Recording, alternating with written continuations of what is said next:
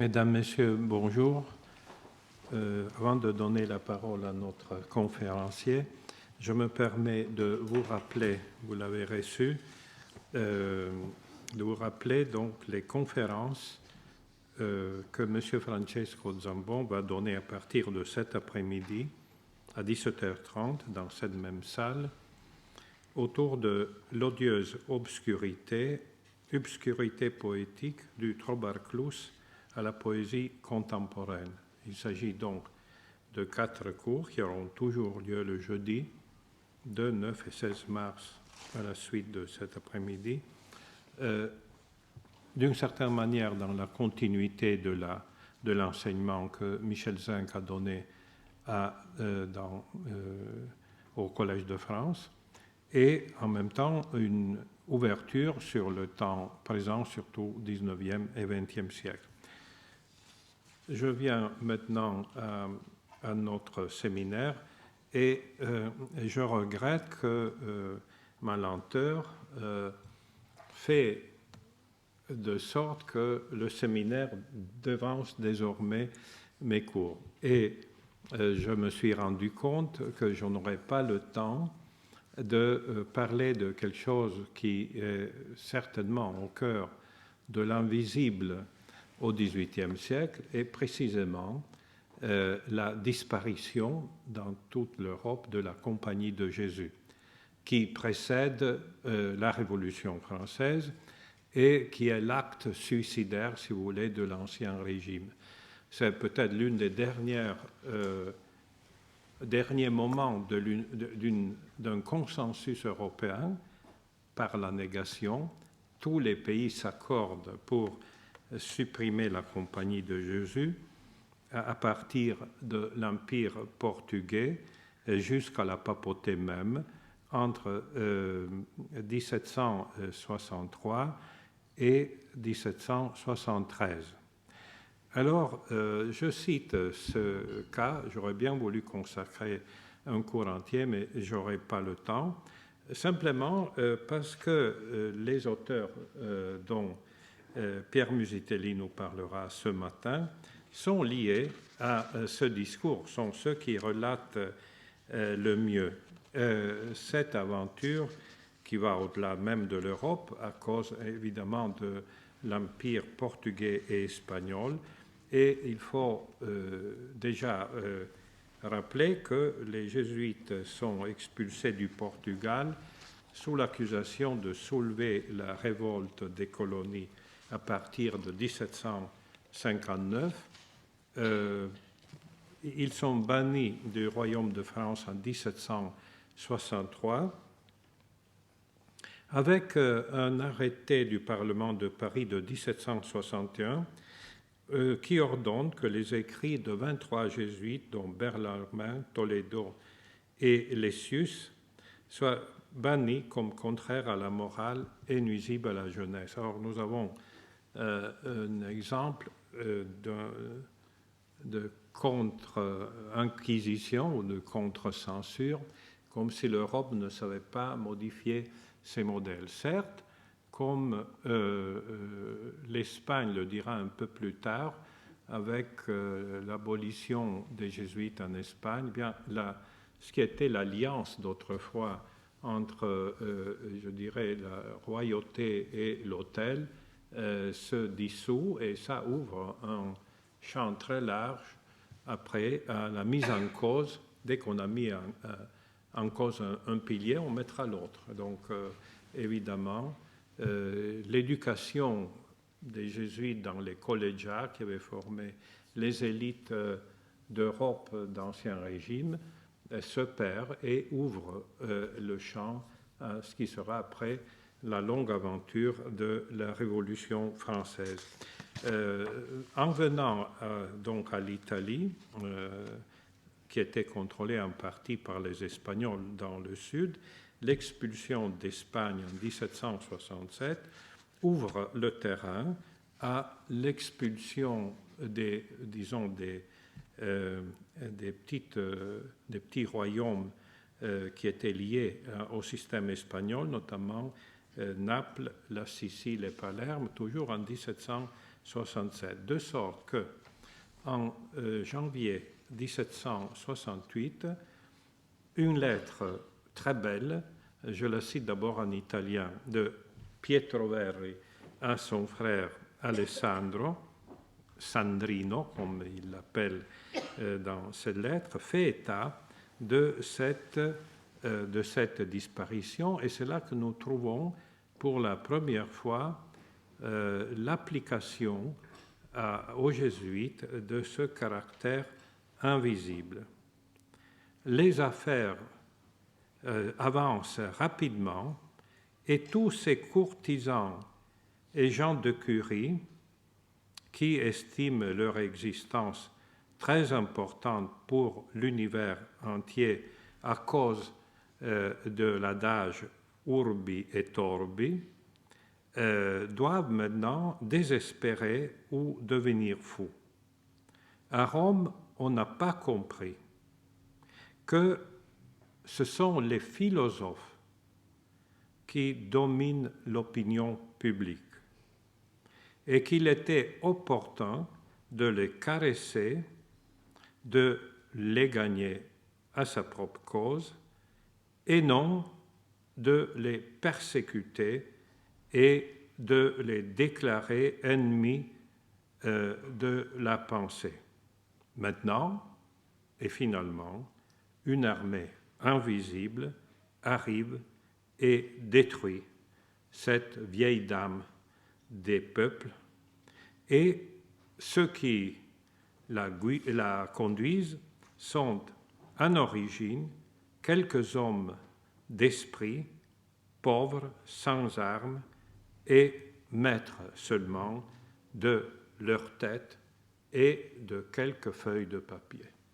Texte extraordinaire, comme vous le voyez, il aurait fallu le lire en langue italienne, mais la formule, cette armée invisible, qui reprend certainement l'invincible armée du XVIe siècle appliquée à l'Espagne, et qui est devenue maintenant une armée invisible de gens d'esprit et de plume, se répète une dernière fois dans une lettre de 6 mois, c'est-à-dire du juin 1768, parce qu'encore une fois, c'est toujours Pierre qui écrit à Sandrino, à son frère, on dit ici qu'on est en train d'abolir complètement la Compagnie de Jésus.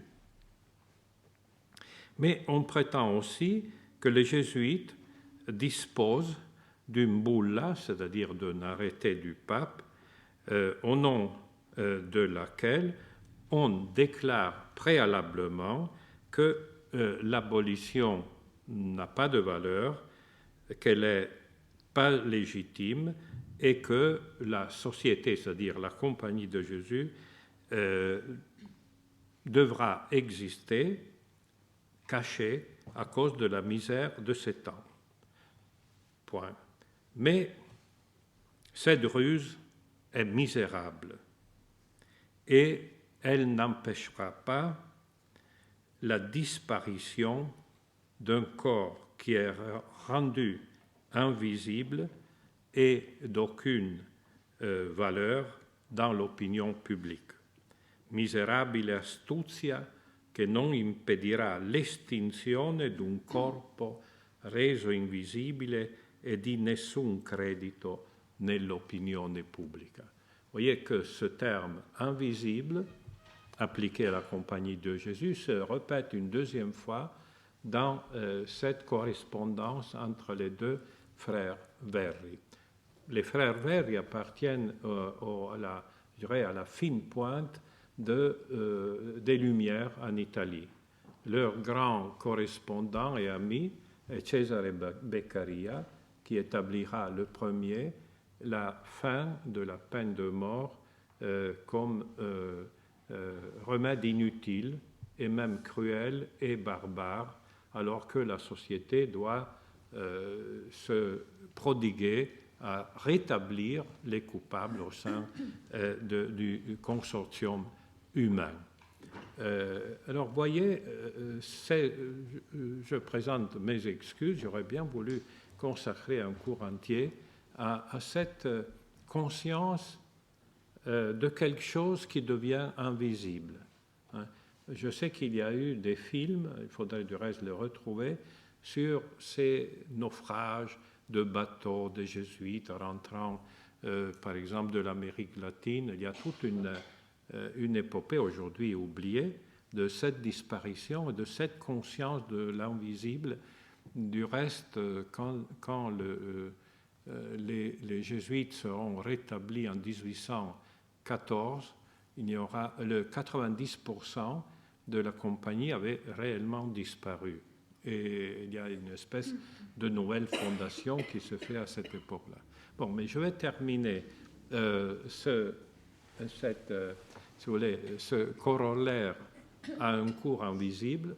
Je ne pourrais pas le donner pour une question de distribution de temps, mais je profite largement de l'érudition et de la finesse critique de Pierre Musutelli, qui est maître de conférences de littérature italienne à l'École normale supérieure. Je me félicite vivement. Il y a quelque chose qui ressurgit à l'École normale et qui est l'auteur notamment de ce livre magnifique, Le flambeau et les ombres, Alessandro Verri, des Lumières à la Restauration. J'ajouterais que, à mon sens, c'est un livre qui va marquer une grande nouveauté aussi dans le contexte italien, parce que les frères Verri sont un peu et toujours à l'ombre de Cesare Beccaria, et il arrive mal à retrouver leur autonomie, alors que les aventures de Sappho, les notti romane, etc., sont des vrais chefs-d'œuvre. Et je pense, et je me permets doublement de féliciter cette matinée, je pense qu'on n'a jamais eu un cours au Collège de France sur Alessandro Verri, alors qu'il le mérite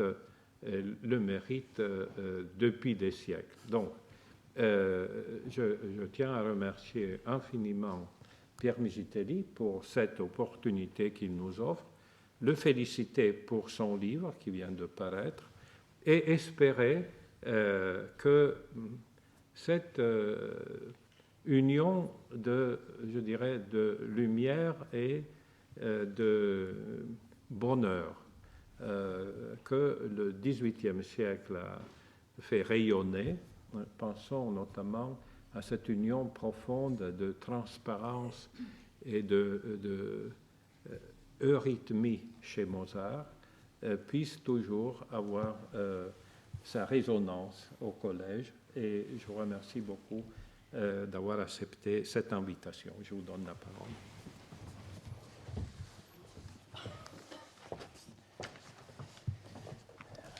Monsieur le professeur, je tiens à commencer par moi vous exprimer toute la gratitude qui est la mienne pour cette invitation, également pour les mots très flatteurs sur mon travail, dont je suis extrêmement honoré, je dois le dire, et je tiens à le souligner.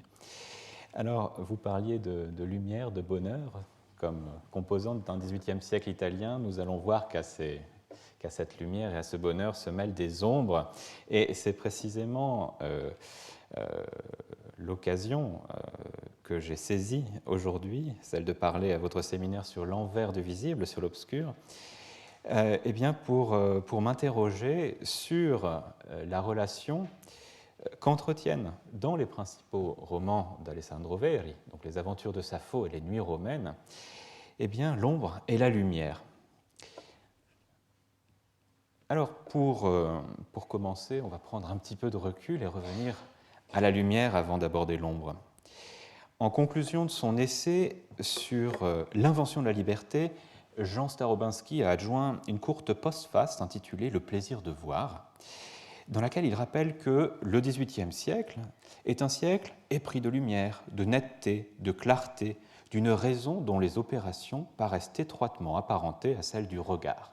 Et il cite à son appui un éloge du visible qui est formulé par Joseph Addison dans un article du Spectateur, publié en Angleterre, un article intitulé « Les plaisirs de l'imagination ».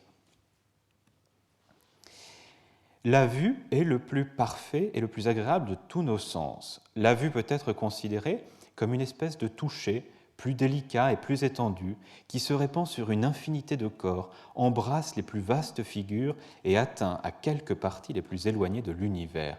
La vue, donc on le voit, ici, elle est définie par son immédiateté, par son évidence aussi, par sa portée.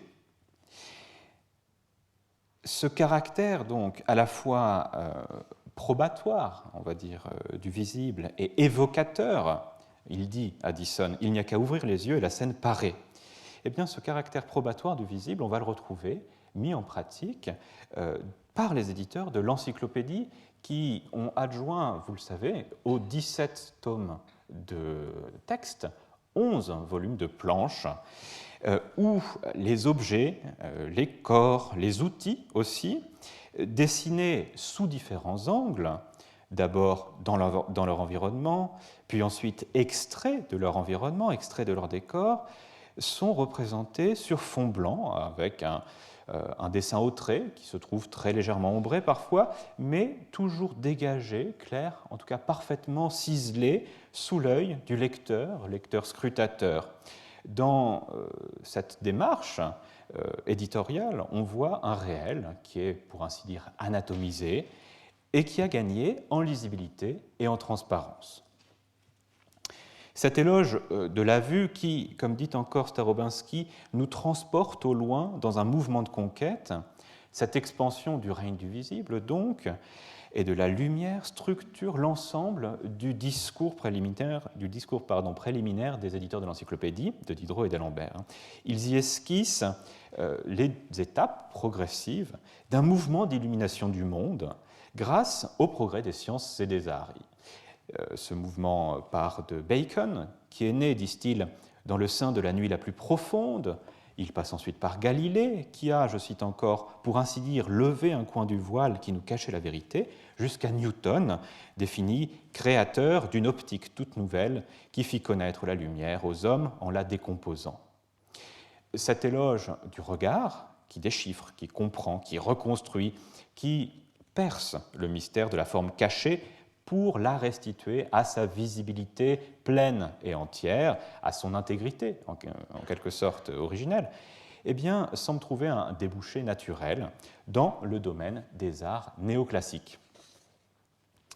À partir du milieu des années 1950, naît un premier néoclassicisme qui se définit comme une esthétique de la grandeur associée à des idées de sobriété, de clarté, de simplicité aussi, selon des formules connues de Winckelmann, à la fois dans son texte pensé sur l'imitation des œuvres grecques en peinture et en sculpture de 1955, puis 10 ans plus tard, dans sa célèbre Histoire de l'art dans l'Antiquité, publiée en allemand en 1964, puis en français 2 ans plus tard. Ce sont des textes où il identifie l'apogée du beau style dans l'art grec du Ve siècle. Le mouvement néoclassique, donc, s'étend de la sculpture et de l'architecture au dessin, mais aussi aux belles lettres. Et il est marqué par une prévalence du visible, par la netteté des formes, par la netteté des lignes, par la blancheur aussi. Et je cite ce passage, « Comme le blanc est la couleur qui réfléchit le plus grand nombre de rayons lumineux, c'est aussi la plus sensible, et un corps sera d'autant plus beau qu'il sera blanc. » Chez Winckelmann, on se rend compte, la théorie artistique possède une forte dimension néoplatonicienne. Le beau s'apparente à une remontée vers la source lumineuse. Dans son essai intitulé « L'atelier des nuits », Paulette Chaunet a rappelé, je cite, « l'idée suivant laquelle la lumière, l'éclat, la clarté traduisent le statut métaphysique de la beauté, à côté du critère phénoménal, sensible de l'harmonie, se maintient dans toutes les théories du beau des néoplatoniciens, jusqu'à Giovanni Pietro Bellori, qui était un archéologue romain et un historien de l'art du XVIIe siècle, et Winckelmann. Et quel meilleur écrin, justement, quel meilleur écrin que l'Italie et son soleil pour accueillir et faire mûrir aussi les théories néoclassiques, cette Italie éclairée par un soleil presque toujours brillant et pur, dit le peintre Antoine Laurent Castellan, et cette Rome, bien sûr, dotée, selon Chateaubriand, de cette lumière qui semble idéale et plus belle que nature. Dans les années 1780, on retrouve également chez Francesco Milizia, théoricien italien de l'art et de l'architecture, la définition du néoclassicisme comme art de voir, comme art de la forme dévoilée. Pour Milizia, qui s'inscrit directement dans l'héritage de Anton Raphael Mengs, peintre fidèle de l'école winkelmannienne, eh bien, l'art grec témoigne d'un rapport que les modernes ont perdu avec une élégance naturelle du corps humain, un corps dépourvu d'apprêt, dépourvu de voile. Or, regrette-t-il, je cite, « Nous sommes toujours en masque », en référence donc aux bustiers, aux lacets, aux draps qui nous habillent. Les Grecs, eux, dit-il, eurent l'avantage de voir la nature humaine sous un meilleur aspect, ils la virent belle, et l'estime et l'amour qu'ils avaient pour la beauté, pour la grâce, la leur fit rendre plus belle encore. Nous ne pourrons apprendre à mieux voir que dans les statues antiques, conclut-il, en prônant un retour à l'hellénisme, un ritorno al grecismo, qui participe d'une restauration de la visibilité du beau. L'œil, dit-il encore dans son traité d'architecture civile, veut l'évidence. Alors je pourrais poursuivre encore, je pourrais ménager dans ce XVIIIe siècle européen et italien tout particulièrement un parcours solaire, parcours de transparence, de clarté, tant il est vrai que ce siècle semble dominé par une équivalence, lumière, vérité, beauté, et parce que Max Milner a nommé une répugnance corrélative envers tout ce qui porte la marque de l'obscur. Pourtant, le néoclassicisme, loin de fuir, loin de redouter même l'ombre et l'obscurité, s'est confronté à elle et, dans certains cas, les a intégrés à sa pensée, voire les a accueillis dans son système figuratif. N'oublions pas que la source de la beauté néoclassique est absente. Elle est cachée dans un au-delà du visible immédiat, comme dans les théories néoplatoniciennes, bien entendu, à cette nuance près qu'elle n'est pas dans un au-delà céleste. La vraie source de l'art, la vraie source de la beauté, c'est l'antique, dont les vestiges sont ensevelis dans une double profondeur, la profondeur du temps, dans cette dense nuit de ténèbres dont parle Giovan Battista Vico, qu'il a affronté avec les armes de la philologie et de la philosophie, et dans la profondeur du sol, bien entendu. On sait d'ailleurs le rôle déterminant qu'eut l'exhumation des ruines d'Herculanum et de Pompéi à partir de la fin des années 1730 dans la diffusion du néoclassicisme en Europe. Mais il n'en reste pas moins que si l'érudition archéologique, cette science archéologique qui naît au XVIIIe siècle, va permettre un retour au visible de fragments de l'Antiquité enfouis, le néoclassicisme reste hanté par la conscience de la perte, par la conscience d'un éloignement irrémédiable de la source originelle de la beauté. Et certains, justement, ont bien rappelé le visage inquiet du néoclassicisme, y compris winkelmannien, pour qui l'idéal apparaît comme une ombre lointaine, qui est la relique d'un temps définitivement révolu. Et Elisabeth Descultot, dans son édition et dans sa traduction du traité de la description de Winkelmann, s'est proposé justement de définir par néoclassique, je cite, « celui qui connaît toutes les difficultés, les failles et les apories du classicisme ». Le cheminement donc vers une forme lumineuse, une forme épurée, a son envers, son versant obscur, l'abîme du temps. Et c'est cette conscience qui irriguera la pensée des écrivains, des poètes, des hommes de lettres italiens, de Bertola jusqu'à Alberto Fortis, qui est également géologue, de Foscolo jusqu'à Leopardi. C'est d'ailleurs sur une métaphore poétique que se clôt l'histoire de l'art dans l'Antiquité, et je vais la lire. En réfléchissant sur la destruction de l'art, dit Winkelmann, j'ai senti le déplaisir qu'éprouverait un homme qui écrirait l'histoire de son pays et qui, après avoir survécu à sa ruine, se verrait obligé de tracer le tableau de cette fatale époque. Quelque désagréable que soit ce spectacle, je n'ai pu me défendre de suivre des yeux aussi loin que ma vue a pu porter le sort des ouvrages de l'Antiquité. C'est ainsi qu'une amante éplorée reste immobile au bord de la mer et suit des yeux le vaisseau qui lui ravit son amant, sans espoir de le revoir jamais. Dans son illusion, elle croit apercevoir encore, parmi les voiles éloignées, l'image de cet objet chéri. Semblable à cette amante, nous n'avons, pour ainsi dire, qu'une ombre de l'objet de nos vœux. Mais la perte de cet objet irrite nos désirs. À cet égard, nous nous trouvons souvent dans le cas des gens qui veulent voir des spectres et qui croient apercevoir quelque chose où il n'y a rien. Ces spectres de l'Antiquité, ce fantasme d'un passé revenu à la vie, qui va pouvoir nous révéler sa vérité, eh bien, ce sont aussi ceux que l'imagination romanesque fervente d'Alessandro Verri fera ressurgir de leur sépulcre romain. Verri, dont je vais retracer rapidement le parcours depuis son action en faveur des Lumières milanaises et lombardes jusqu'à sa retraite romaine, fait partie de ceux justement qui ont su explorer dans ses romans le versant diurne et le versant nocturne du néoclassicisme et les associer. Son parcours, qui peut sembler, on va le voir, irrégulier, à plus d'un titre, notamment au titre de ce Settecento Riformatore, soigneusement reconstitué par Venturi, n'en reste pas moins représentatif d'une classe d'artistes, d'hommes de lettres, fascinés à Rome, à la fois par la splendeur et par l'envers obscur de la beauté classique, à l'instar de Piranèse, qui fut non seulement le restaurateur minutieux de la magnificence et architecture des Romains, mais aussi l'inventeur des prisons, l'architecte qui, comme le dit Henri Faucillon dans une belle formule, bâtit comme en songe une sorte de cité vertigineuse, à moitié plongée dans la nuit. Les cachots, Alessandro Verri connaît cela.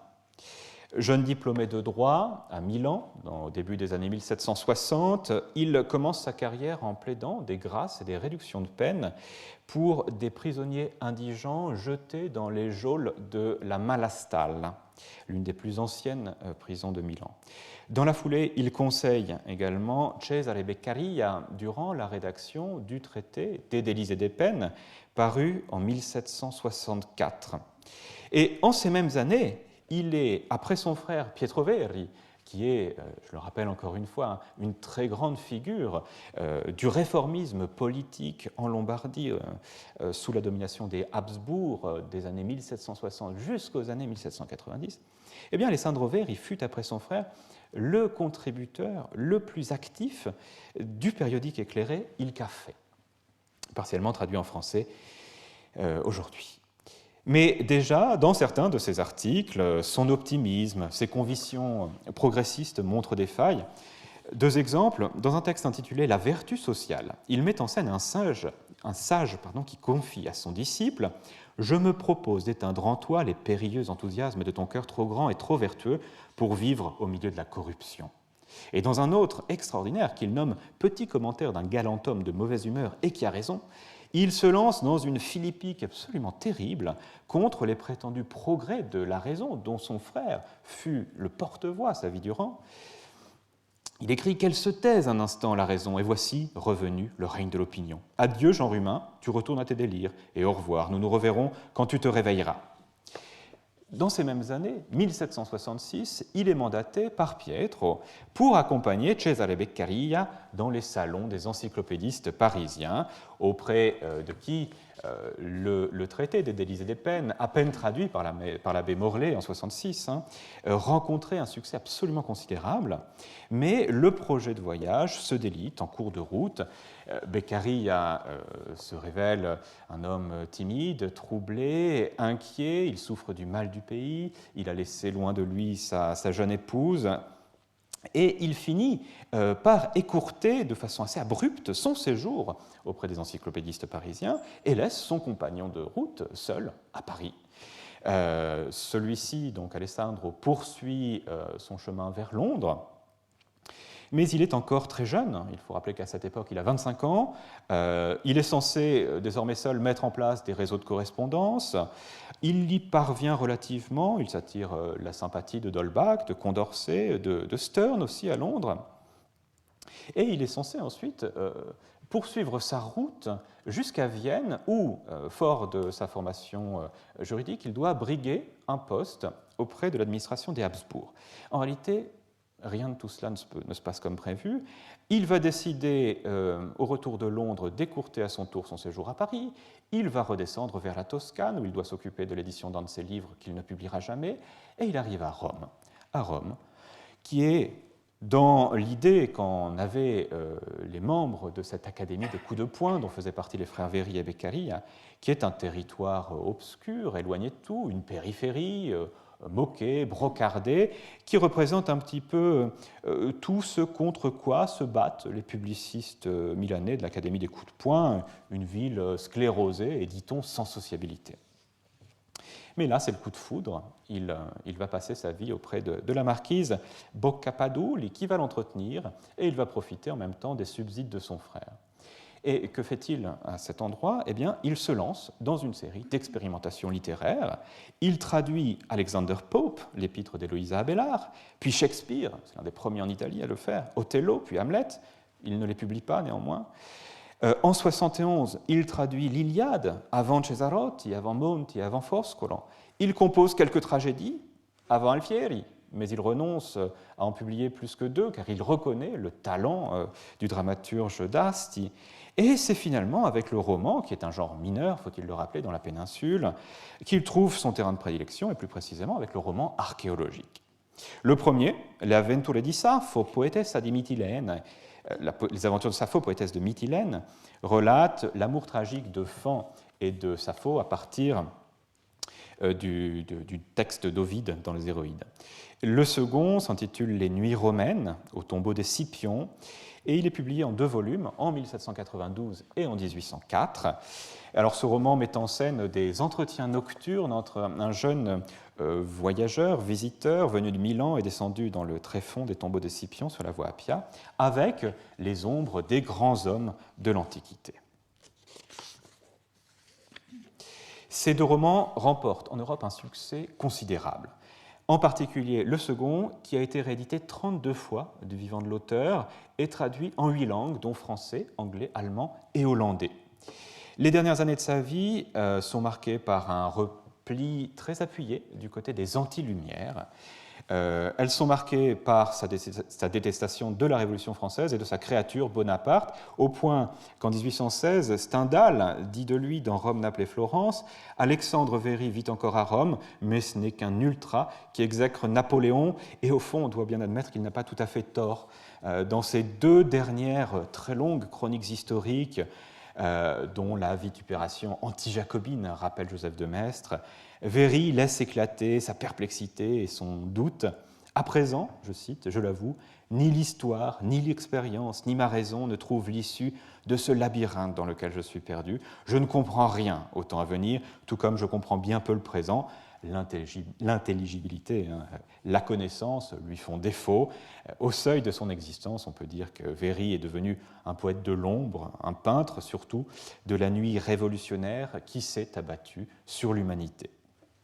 Alors, ce repli franc vers des positions de défiance qu'on peut qualifier de toutes aristocratiques vis-à-vis, d'une part, de l'entreprise prométhéenne des Lumières et d'autre part, des risques socio-politiques qu'elle comporte, on les trouve exprimés sans embâche dans son premier roman, qui sera le premier jalon de notre exploration de ces territoires nocturnes de la production d'Alessandro Véry.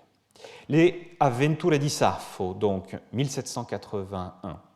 Elle relate l'histoire de Sappho de Mytilène, sur l'île de Lesbos, qui, coupable d'avoir libéré des colombes consacrées à Vénus, se trouve condamné par cette déesse à se consumer d'un amour non réciproque pour Phan, un jeune homme d'une beauté parfaite. Et au terme de diverses péripéties qui conduisent la jeune femme jusqu'en Sicile, elle finit par se rendre à Leucade, où le prêtre d'Apollon lui indique le promontoire d'où se précipitent les amants malheureux pour se défaire par la mort ou par la purgation des eaux de la mer Ionienne de leur passion contrariée. Au bord du gouffre, Sappho hésite jusqu'à ce que Vénus la pousse insidieusement et lui fasse perdre l'équilibre.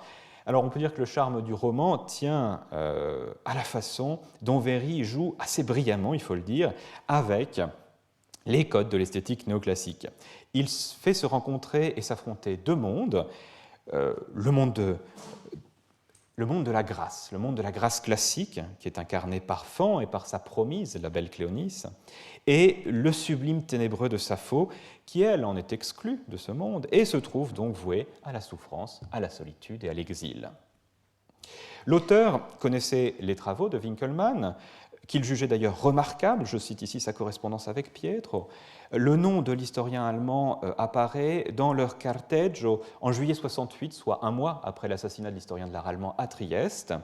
Mais dès 65, leur ami commun, Alfonso Longo, avait rencontré l'Allemand à Rome et relaté dans une de ses extraordinaires lettres à Beccaria et à ses amis de Milan un entretien qu'il avait eu avec lui. À Rome, par ailleurs, Véry a fréquenté le cercle des professeurs de l'Accademia di San Luca, au premier rang desquels figuraient donc Raphaël Mengs et Canova, dont il était proche. Alors il est intéressant, si l'on considère la façon dont est décrit le personnage de Fan, notamment, il est intéressant de noter la façon dont Véry, dans ses représentations des personnages, des corps aussi, se conforme au canon figuratif de la statuaire grecque. Fan, le premier exemple, incarne la beauté masculine avec une simplicité, une sobriété de moyens propre à la sensibilité néoclassique. C'est à l'origine, au début du roman, un homme du commun, Fan. Il est formé à la rudesse des transports maritimes, son visage et son corps sont burinés par la mer, et il subit, par la grâce d'un onguent que lui offre Vénus, une métamorphose classiciste, qui est ici à l'écran. Sa main, donc brunie, commence à se parer de la couleur marmoraine du lys frais avant que son corps entier n'acquiert une jeunesse candide, je cite le texte italien, et, je cite encore, une forme proportionnée en tous ses membres. Tout semble ici faire écho aux critères de la grâce énoncés par Winckelmann, en particulier dans sa célèbre description de l'Apollon du Belvédère. Et je cite un passage de l'histoire de l'art dans l'Antiquité. Dans l'Apollon, image de la plus belle divinité, les muscles sont d'une grande douceur, comme du verre fondu soufflé par vagues à peine visibles et plus sensibles au toucher qu'à la vue. Et le combat de Fan contre un robuste Crétois, à l'occasion des Jeux de Mytilène, qui est un des grands morceaux de bravoure du roman, une sorte de péplum littéraire, eh bien, c'est pour Véry, l'occasion de mettre en œuvre ces préceptes très précisément. Opposé à un adversaire qui est, je cite, d'une grandeur démesurée et dont le corps est comme brûlé par le soleil d'été, le favori de Vénus parvient à le terrasser tout en conservant à tout instant son élégance et sa grâce juvénile, sans que ne soit jamais visible extérieurement l'action de ses muscles. Rien ne vient donc trouver, je cite encore, la plaisante proportion de son corps. L'effort ou le doute ne déforme jamais son visage gracieux, tandis qu'en revanche, celui de l'impétueux Crétois, qui se mord les lèvres, qui grimace, est souillé de poussière. Donc on voit ici une transposition précise des recommandations de l'historien de l'art allemand. La grâce est une victoire de la permanence sur l'accidentel. Elle ne se manifeste jamais dans l'impétuosité ni dans l'agitation. Elle se traduit au contraire par ce qu'Édouard Pommier, qui a beaucoup travaillé sur Winckelmann, définit comme une neutralisation des gestes ou des sentiments brusques. Apaisement de l'âme, maîtrise des passions, dignité du corps sont les caractères constitutifs de cette grâce. Et le don de la grâce, précisément, c'est ce qui échappe à Sappho. Elle partage d'ailleurs avec Fan d'avant la métamorphose deux particularités physiques, un aspect médiocre et une teinte de peau brune, peut-être un écho de Dante ici, en tout cas la couleur du jour finissant. Mais tandis que la vie du jeune homme est une divine aventure qui est marquée par la transcendance et que son destin est d'épouser une jeune femme, Cléonice, dont les lèvres sont, je cite, de la couleur de l'aube naissante et dont les cheveux d'or rappellent ceux de Vénus, eh bien, celui de Sappho est marqué par la perte. Il est ancré dans le champ de l'immanence. Il est voué d'ailleurs, dès la seconde phrase du roman, à être plongé dans d'obscures ténèbres, je cite. Et le paysage tourmenté n'est pas comme dans le cas de Fan, qui est sauvé d'une tempête par Vénus, l'arrière-plan un peu inoffensif de son élévation. Non, dans le cas de Sappho, le paysage tourmenté est le miroir de son désarroi avant de devenir son tombeau. Et à partir de cette opposition initiale, le roman de Véry n'aura de cesse de creuser l'écart entre le monde de la clarté, de la transparence, et le monde opaque, indéchiffrable, qui est celui de la poétesse.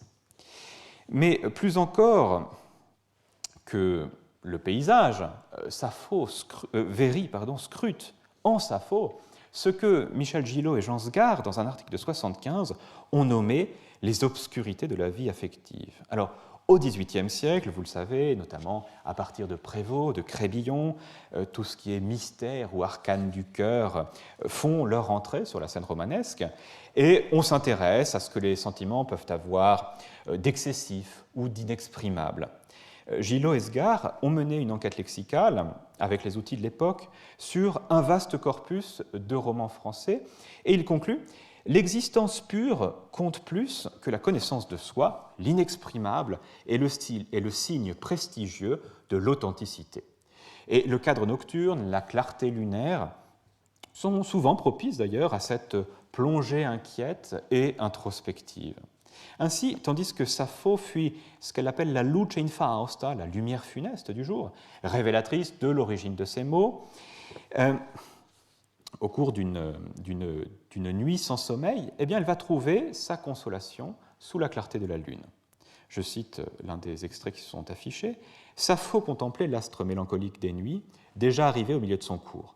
Tandis que ses soupirs et ses discours se perdent dans les airs, la triste Philomèle les fait retentir à son tour de ses cadences plaintives. Sappho se plaît à l'écouter. Elle considère attentivement le haut ombrage d'où résonnent ces chants mélancoliques analogues à sa situation dans un chapitre qui s'intitule « La notte, la nuit ». Mais pour autant, pour avancer un peu, peut-on dire que la nuit soit le domaine de Sappho ? Eh bien non, pas véritablement. Et toute la complexité du personnage dans l'interprétation qu'en donne Alessandro Verri tient précisément à cet entre-deux inconfortable dans lequel elle est plongée. Parce que Sappho a trop de feu en elle pour goûter longtemps au charme et au calme du nocturne. Je cite, « Sa physionomie respirait tous les feux de son âme », nous dit Véry assez tôt dans le texte. Elle se meut toujours avec transport, avec impétuosité. Elle trépigne, elle invective ses servantes, ses interlocuteurs. Sa douleur, lit-on encore ailleurs, est semblable à l'Etna. Elle illustre donc assez littéralement, encore une fois, ce que Winckelmann, qui reprenait une catégorie employée par Pseudolongin dans son traité du Sublime, Pseudolongin qui avait retranscrit dans son texte d'ailleurs une des odes de Sappho, eh bien nommé la parentursis, c'est-à-dire une fureur déplacée, un échauffement excessif.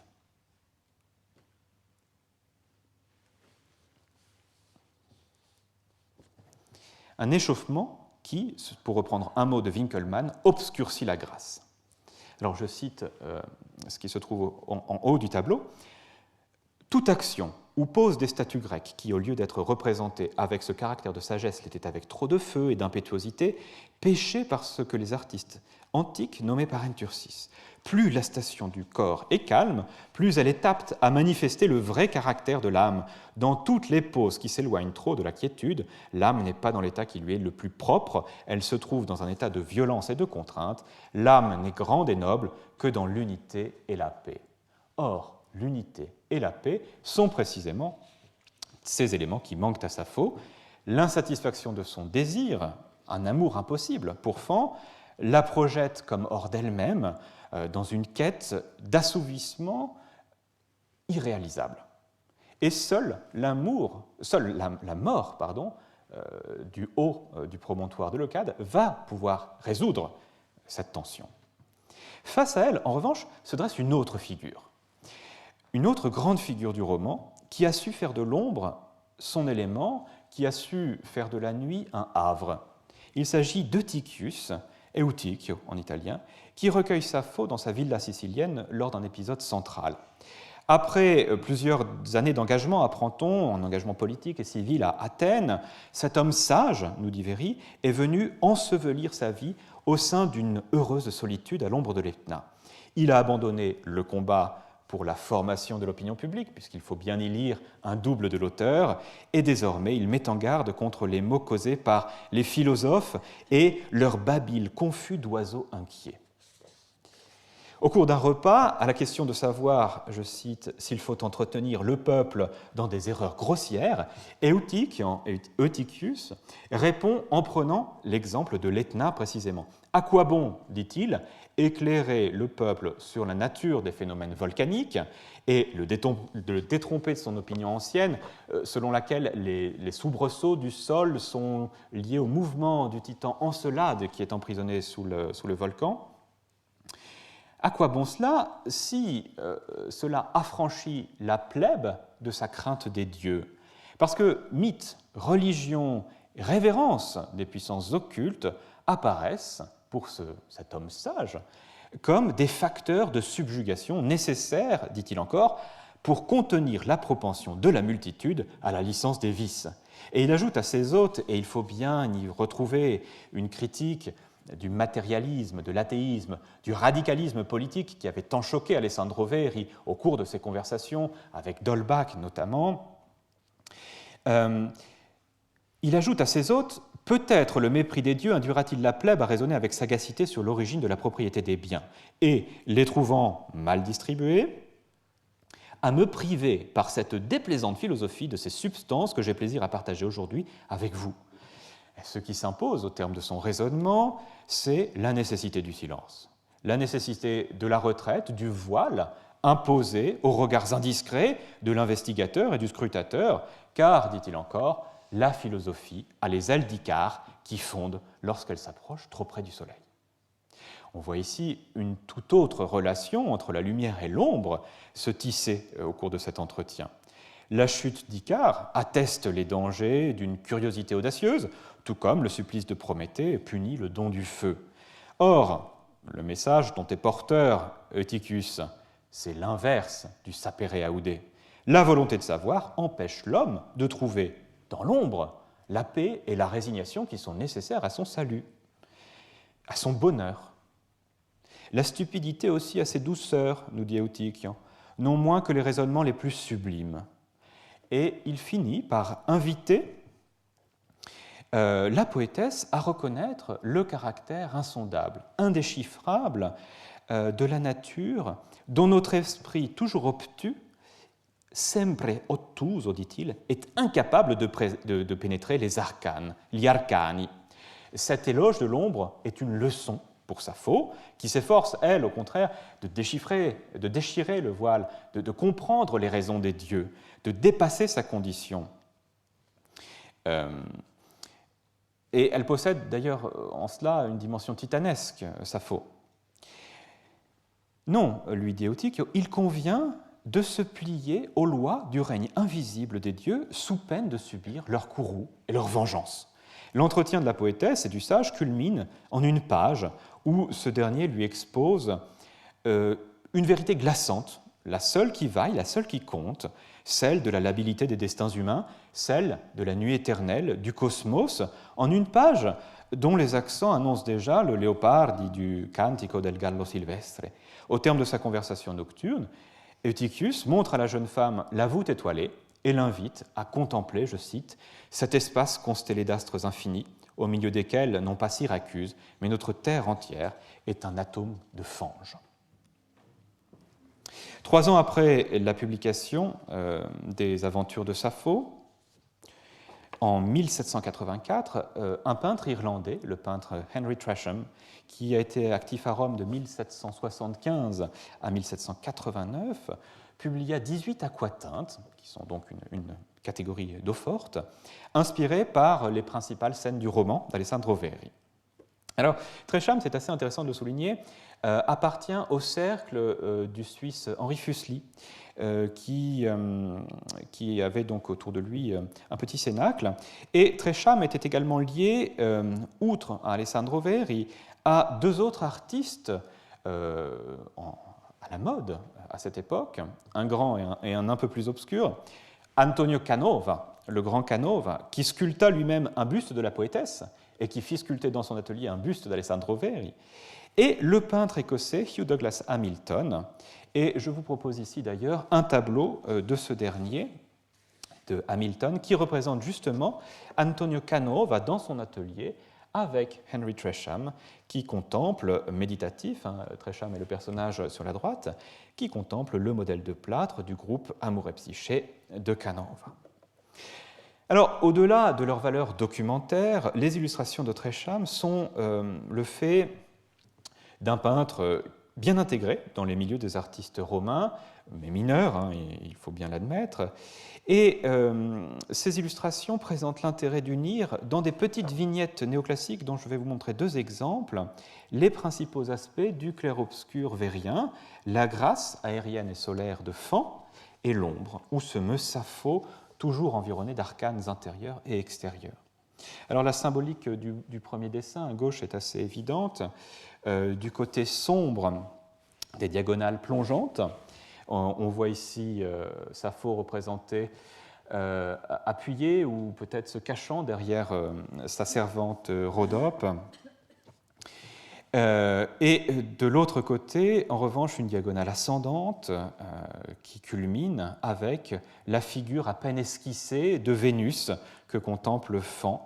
Une figure représentée avec un dessin au trait, une sorte d'esquisse très simple selon les modalités du dessin néoclassique. Concernant le deuxième exemple, il illustre cette fois-ci la catastrophe au sens propre du terme, la chute de Sappho. Alors on voit ici la poétesse, genoux fléchis, dans une posture qui est une posture de rupture d'équilibre, ce qui est intéressant, puisqu'effectivement, Sappho, c'est une personne qui rompt l'équilibre moral, religieux, qui rompt l'équilibre classique. Elle est ici, on le voit bien, précipitée, le mot est peut-être un petit peu fort, mais légèrement poussée dans le vide par Vénus qui la transperce d'un aiguillon d'or formé de ses cheveux.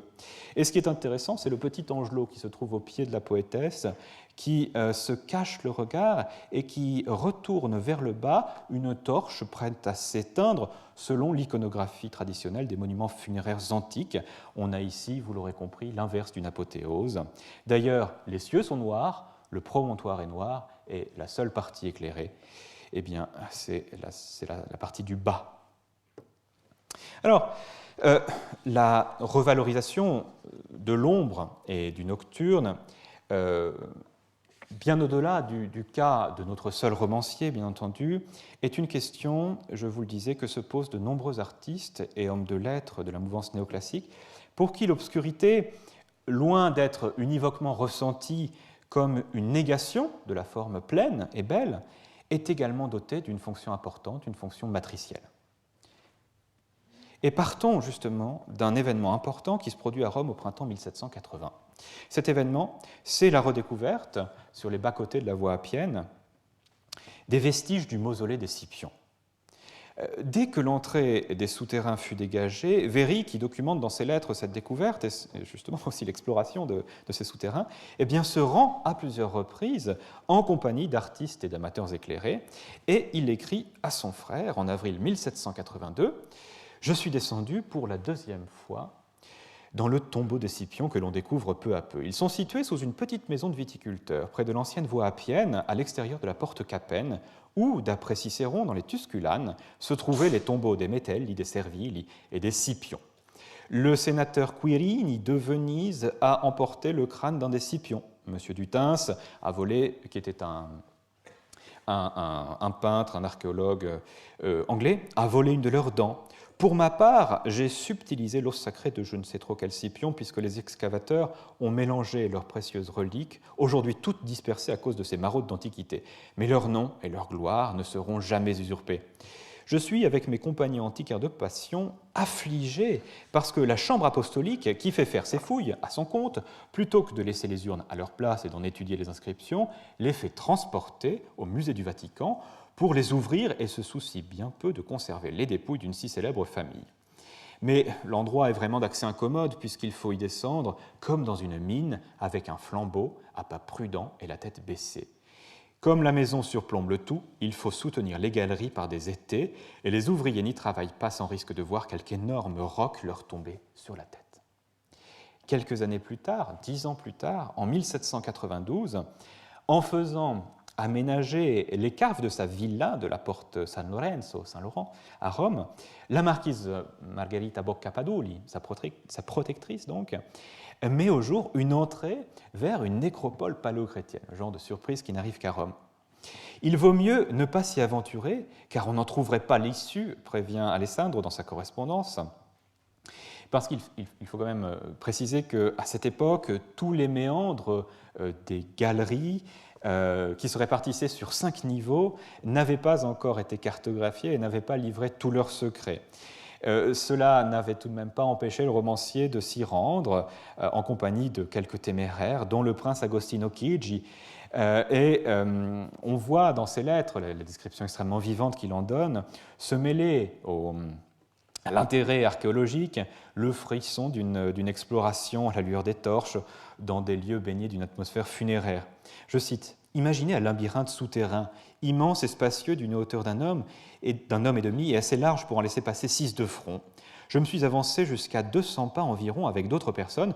Nous disposions de flambeaux et de lumière, mais nous commencions à respirer l'air avec peine, soit qu'il manque effectivement d'élasticité, soit que notre imagination inquiète nous le fit croire, si bien que nous en ressortîmes. » Alors on pense, quand on lit à ces lignes, à un autre auteur néoclassique, l'abbé Delille, dont un passage du long poème « L'Imagination » qu'il a composé en 1806, met en scène son ami le peintre Hubert Robert, qui n'est pas cité, mais qui est identifié sous les traits d'un jeune amant des arts.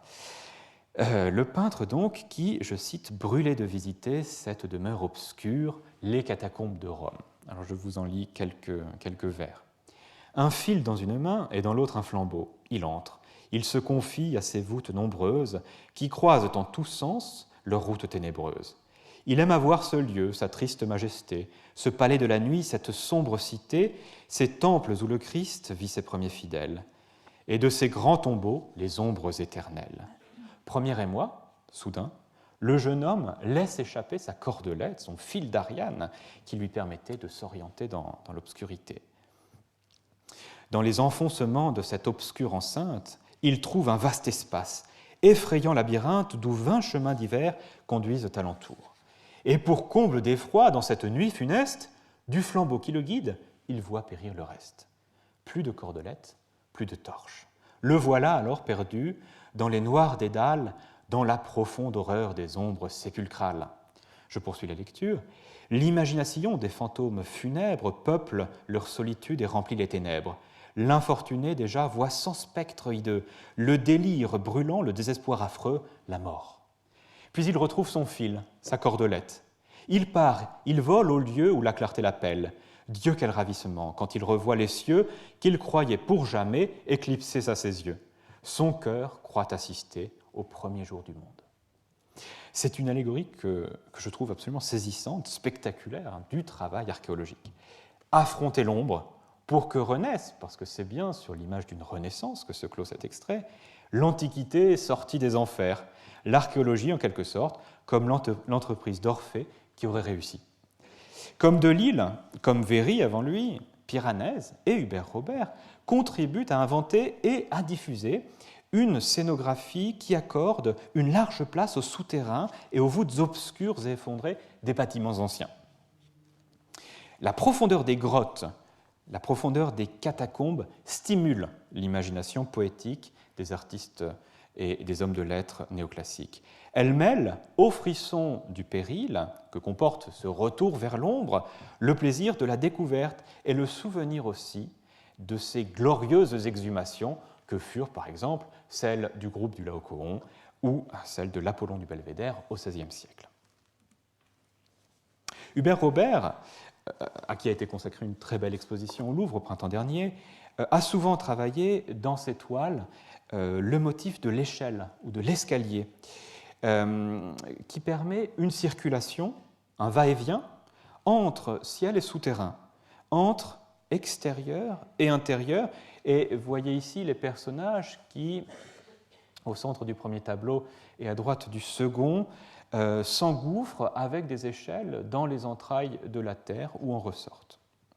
Comme l'observe l'historien de l'art Alain Schnapp dans le catalogue de l'exposition, je cite, « Dans la seconde moitié du XVIIIe siècle, le motif de l'excavation apparaît comme une sorte d'ouverture chirurgicale des profondeurs du sol, d'où surgissent des monuments sublimes que les peintres tentent de saisir au moment même de leur découverte comme une sorte de dévoilement du passé brusquement offert aux yeux des amateurs. » Un amateur, on en voit un dans le tableau de droite qui contemple une statue antique qu'illumine un serviteur muni d'une torche. Le passage de l'invisible au visible, de la nuit souterraine à la lumière du jour, structure la pensée néoclassique comme redécouverte des modèles anciens.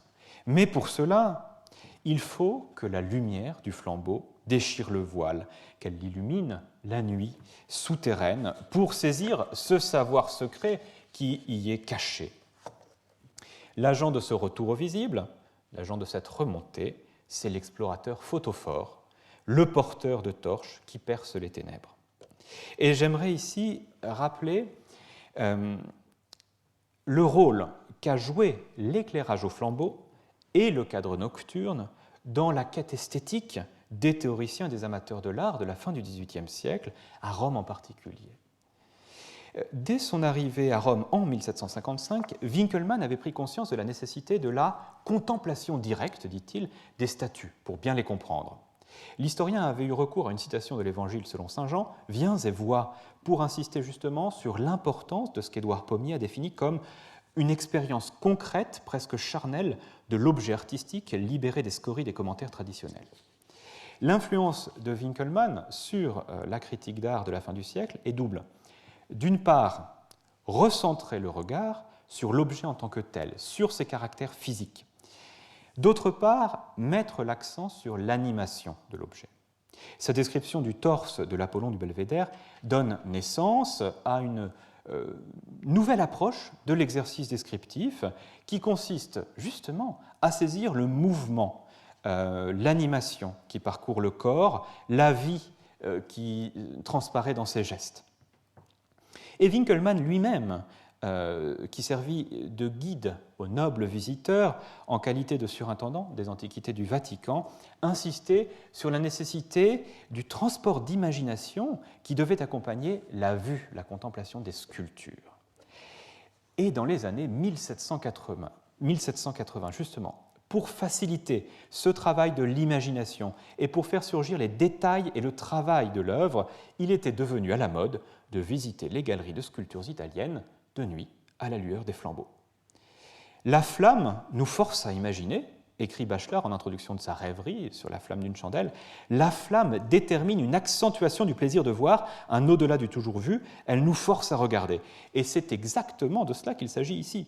L'objectif des visites au flambeau, d'une part, était de libérer le regard de la lourde scénographie baroque des musées italiens, y compris celui du cardinal Alessandro Albani, protecteur de Winckelmann, qui avait été inauguré en 1765, et de concentrer le regard sur l'objet plutôt que son cadre.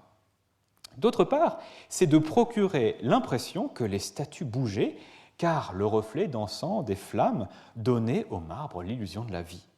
Goethe, Herder, Stahl, qui évoquent cela dans Corinne, ou encore Stendhal, se sont tous prêtés au jeu de ces visites nocturnes.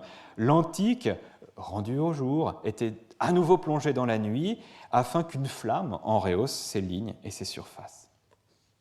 Voilà, rapidement esquissé, l'arrière-plan culturel dans lequel Véry conçoit, entre 1782 et 1792, ces nuits romaines. La structure du roman se cale sur le double mouvement que nous venons d'évoquer. D'abord une descente vers les souterrains de Rome, vers cette intériorité génératrice d'images, de songes, puis une remontée vers la surface dans le second tome du roman. Le proemio, l'avant-propos, met en scène, je vous le disais, un jeune homme milanais, un double de l'auteur encore, mais qui ne mentionne pas du tout dans son parcours de Milan vers Rome le détour par Paris et Londres, c'est un détail qui compte, un jeune homme milanais épris d'antiquité qui rêve de s'entretenir comme Pétrarque dans ses lettres familières avec Cicéron, Tite-Live, Sénèque, Varron, eh bien, qui descend une nuit dans le tombeau des Scipions à peine découvert. Et cet avant-propos, cette introduction du roman, je vais vous en lire un passage, car il le mérite, et il est très peu connu. Déjà, le voile de la nuit obscurcissait l'air et préparait cette tranquillité et ce silence favorables au dessin que je formais.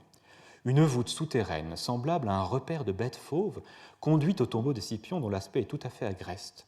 C'est par ce passage raboteux et étroit que je m'avançais jusqu'aux tombes où reposent ces héros. Quelques-unes étaient en ruine, d'autres assez bien conservées. Je vis la terre, pêle-mêle avec les pierres, se couvrir d'une lueur pâle à l'approche du flambeau que je portais pour m'éclairer. Ces vénérables tombeaux, dont la simplicité est une preuve de la modestie des héros qu'ils renferment, leur furent élevés en ce siècle où les Romains ambitionnaient de se distinguer non par la magnificence, mais par la vertu. Formés de vils matériaux, sculptés grossièrement, ils portent seulement leur nom. Voici, me dis-je à moi-même, le monument de Caius Cestius encore subsistant. L'histoire, tout à fait muette sur son sujet, ne m'avait offert aucune trace de sa mémoire. Cette tombe ne peut même se glorifier que de nous avoir transmis à peine son nom privé de gloire. Ô fortune barbare, pourquoi te plais-tu à troubler aujourd'hui ces cendres augustes après les avoir ignorées pendant tant de siècles ? Mon âme était plongée dans ces rêveries profondes lorsque, tout à coup, le vent de la nuit s'élevant, pénétra jusqu'au fond de la caverne et d'un souffle impitoyable éteignit le flambeau que je tenais à ma droite. Cet accident, inopiné, me privait, il est vrai, de la lumière à l'aide de laquelle je pouvais contempler les objets qui m'environnaient. Cependant, je ne m'en sentis point attristé. Ce que l'organe de ma vue venait de perdre, je le retrouvais dans mon âme, devenu plus capable de profonde méditation dans cette sombre solitude. Déjà, il me semblait descendre dans les régions de la mort. Mon esprit errait dans ces demeures ténébreuses, et plus enclin que jamais à ses anciens désirs, voulait entrer en conversation avec eux, avec ceux qui ne sont plus. À l'instant, j'entends sortir du fond de ces abîmes un murmure plaintif, causé par des sons inarticulés formant une lente mélodie. On l'aurait pris pour un zéphyr serpentant dans la gorge d'une vallée. La terre tremblait sous mes pieds. Un bourdonnement semblable à celui d'un dessin d'abeilles se faisait entendre dans les airs. Les ossements agités dans leurs fosses heurtaient fortement les parois et formaient une espèce de cliquetis. Il me semblait que la partie supérieure de ces cercueils, se soulevant, retombait bientôt à sa place première. J'en jugeais ainsi, au moins parce que le bruit que j'entendais répondait à cet effet.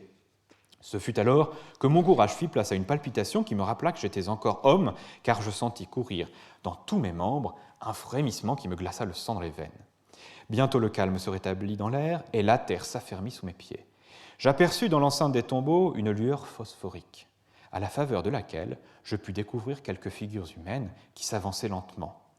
Tous ces spectres avaient d'abord le regard baissé et leurs paupières semblaient appesanties du sommeil éternel. Bientôt, les soulevant un peu, ils arrêtèrent leurs yeux sur moi.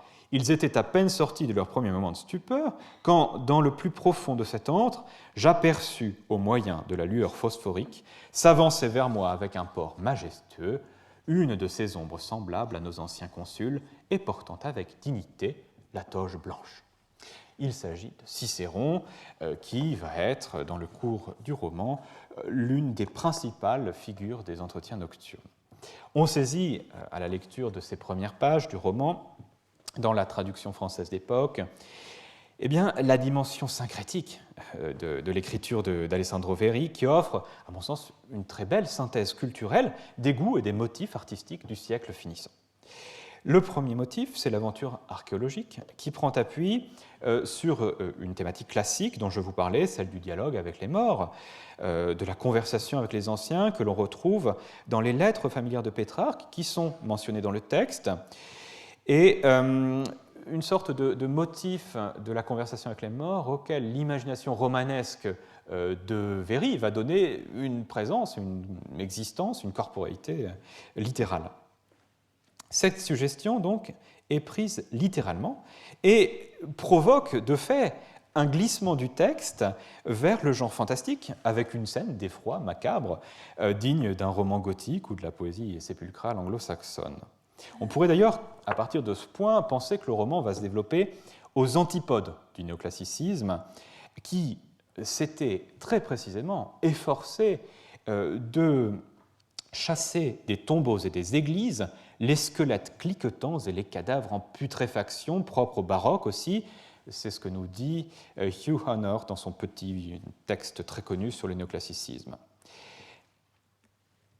La mort, comme le sommeil, était souvent représentée sur les stèles antiques par de jeunes gens aux torches retournées et éteintes, et on peut penser, pour une réinterprétation moderne de ce motif, au génie de la mort de Canova, sculpté entre 1783 et 1793 pour le monument funéraire du pape Clément XIII au Vatican, qui donc dans sa pose, dans sa scénographie, exprime aux antipodes de l'effroi l'aspiration à la paix de l'éternité.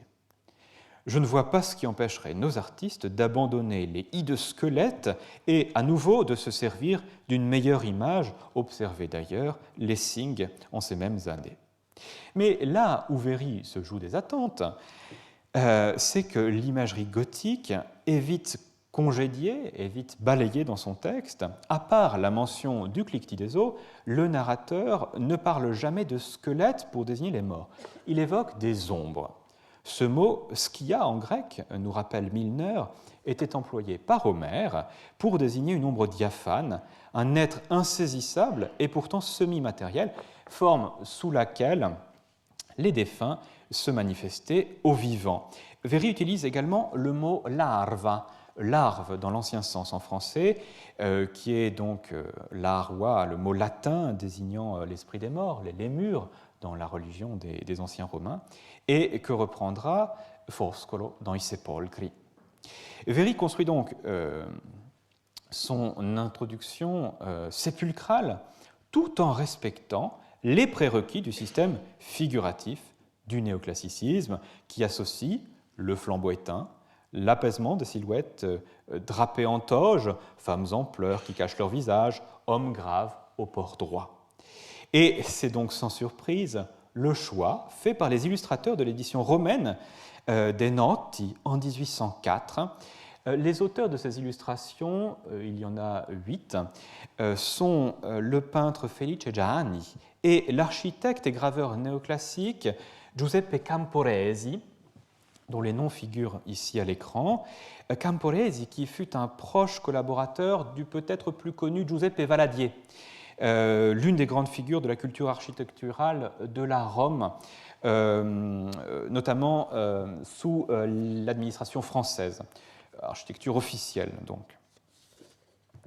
Par ailleurs, le ton posé, l'absence d'effroi, marque une rupture avec le lexique habituel de la terreur nocturne propre à la poésie sépulcrale.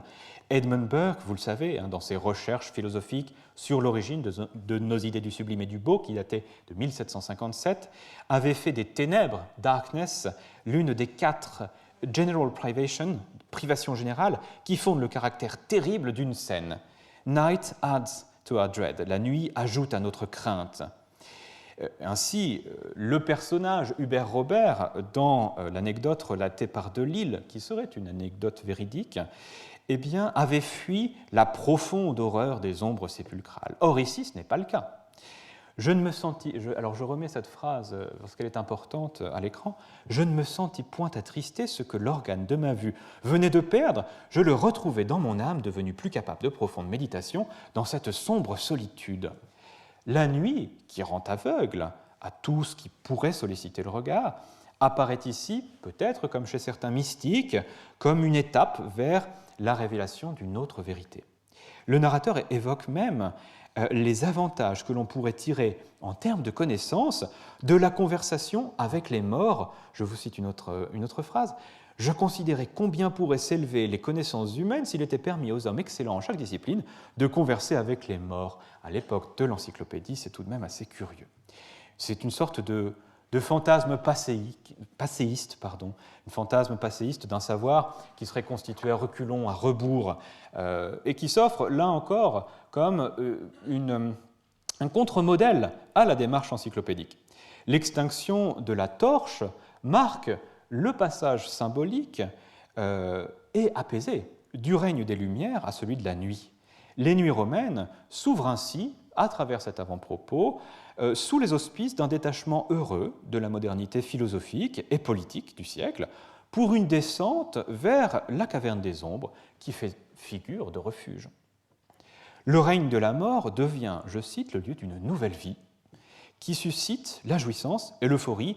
Ô bonheur indicible, plus que tout autre au ciel, je fus alors rejeté vers les siècles passés, poussé vers nos ancêtres pour vivre parmi eux. L'écriture de Véry procède, et on s'en rend compte, par hybridation d'images, de motifs, en associant descente au tombeau, bonheur d'une communion retrouvée avec les anciens, mais aussi une sorte d'illumination, une forme d'illumination spirituelle. Il associe plusieurs traits distincts, plusieurs enjeux, notamment de la culture antiquaire de son temps. Parce que descendre sous terre, certes, c'est aller à la rencontre de l'Antiquité latine, mais les tombeaux des souterrains de Rome, faut-il le rappeler, sont aussi ceux des premiers chrétiens. Et lui-même, je l'avais dit, avait exploré les cryptes paléochrétiennes de Saint-Laurent. Or, la redécouverte de ces espaces mystérieux, empreints d'une sacralité primitive, catacombes, cryptes, des martyrs, eh bien, exerça une profonde fascination à Rome de la fin du XVIIIe siècle jusqu'à la Seconde Restauration. L'exploration, l'étude des cimetières paléochrétiens et plus largement leur réappropriation, la réappropriation symbolique du passé post-classique de la cité pontificale et des espaces des premiers chrétiens dont la foi était pensée, était envisagée dans sa pureté originelle, eh bien, tout cela a été un trait caractéristique de la culture antiquaire, pontificale, jusqu'au milieu du XIXe siècle, et notamment sous Grégoire XIV et sous Pie IX. Les travaux de l'historienne Johanna Capitelli ont, par exemple, montré la façon dont la culture figurative catholique de la Restauration a abouti à une intégration positive du mythe de la nuit et de l'obscurité, du secret des communions invisibles, dans la perspective de restaurer le prestige symbolique, le capital symbolique de cette Rome des origines, précisément à une époque, le XIXe siècle, où le Risorgimento italien menaçait de se faire sans les États pontificaux. Et le roman de Véry, qui s'inscrit pleinement, on va le voir, dans le courant de l'apologétique catholique, nous réserve une surprise. Contrairement à ce que laissaient entendre les prémices que nous avons lues, eh bien, les Nuits romaines travaillent à une progressive dévalorisation du passé romain de Rome et revalorisation de sa culture chrétienne.